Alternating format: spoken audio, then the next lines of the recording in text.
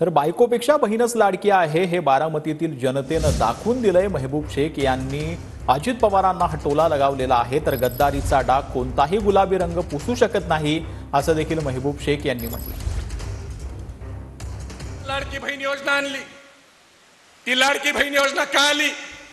ह्यांना बहीण ही लाडकी आहे हे वाटतच नव्हतं। बहिणीला जेवढा त्रास देता येईल तेवढा लोकसभेत हे देऊन बसलेत, पण बारामतीच्या स्वाभिमानी जनतेने दाखवून दिलं की बायकोपेक्षा बहीणच लाडकी आहे। आणि मग ह्यांना कळालं लाडकी बहीण। आता देव करो ह्या गुलाबीवाल्याचं काय होणार आहे? गुलाबी जॅकेट घालून दिसतो कसा मी छान, काका विषयी मनात माझ्या घाणच घाण, असे हे गुलाबी जॅकेटवाले।